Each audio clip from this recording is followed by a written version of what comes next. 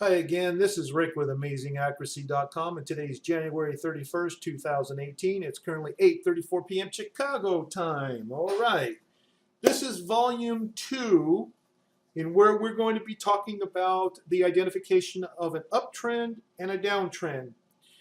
But the prerequisite to this video is volume 1, which was the discussion on identifying the upswing and the downswing, i.e. the swing tops and the swing bottoms. If you haven't watched that yet, I suggest that you watch it first, then come back and watch this one here, volume 2. I'll put a link below in the description to the first video, which is on the upswing and downswing identification, volume 1.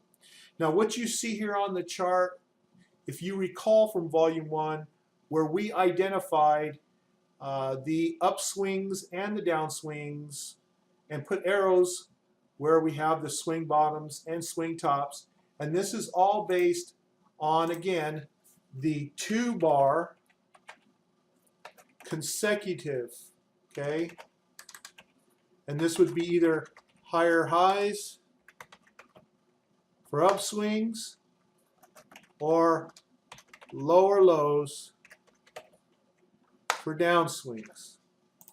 Okay? Now, in identifying an uptrend, it's very simple. Once you've identified your swing tops and swing bottoms, okay, in this case, we're just going to call them peaks and valleys, okay? Your swing tops will be the peaks, like a peak of a mountain, and your swing bottoms will be valleys, like the valley between the hills and so forth. Okay, so very simple. When prices exceed a peak, so in this case here, I'm going to put a horizontal line right where the high of that peak is, right there. Once price crosses, it doesn't have to close. It just needs to cross, to break this line. Once price breaks this line, we call this an uptrend. It's as simple as that. Now, the reverse is also true.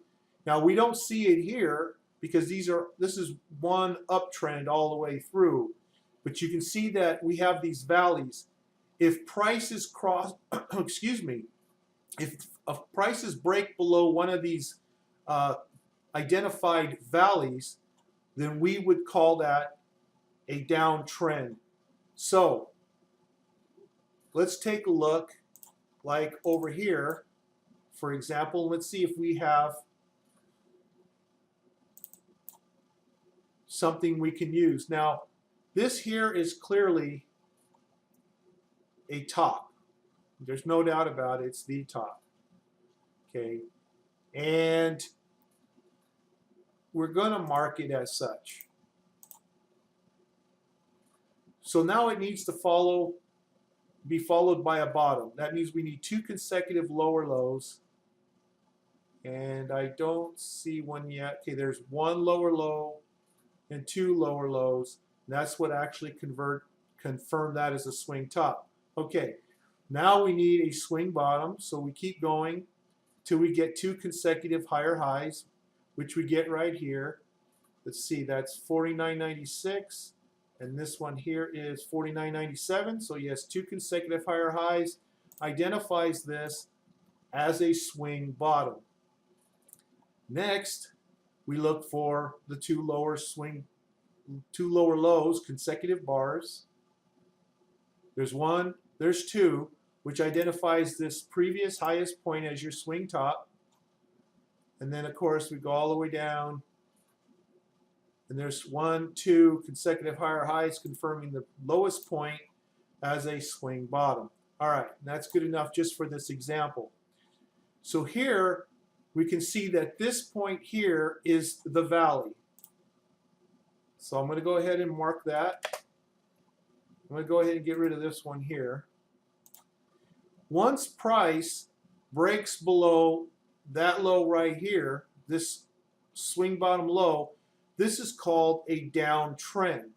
Now, as you can see, quite easily this downtrend came to an end awfully quick. And can you see where it came to an end?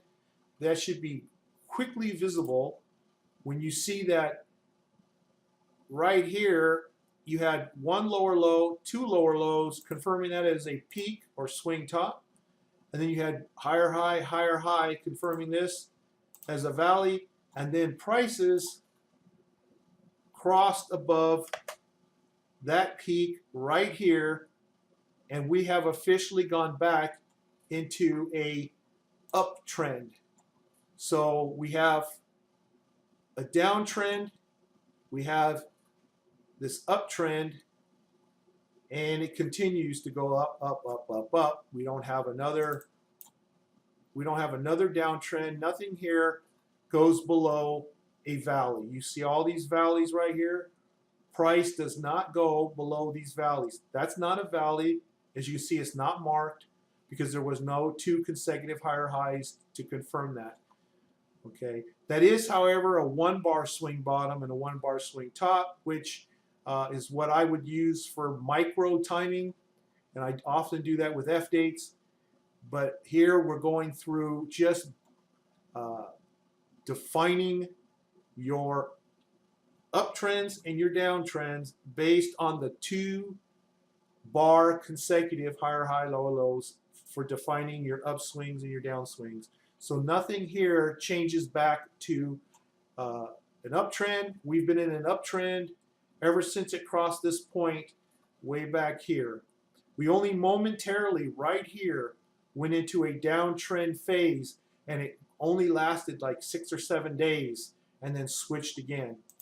And that's going to happen, but that's how you identify it. And if we go back here,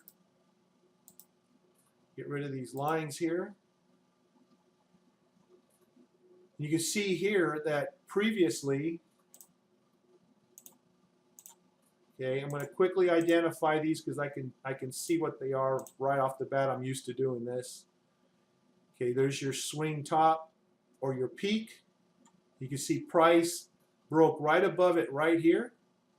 And at this point, we were in an uptrend. This was a bullish trend.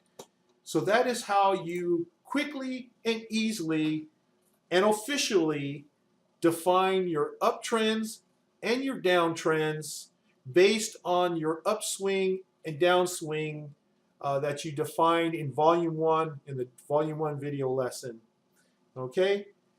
Thanks for watching, and I'll see you in the next lesson of Volume 3.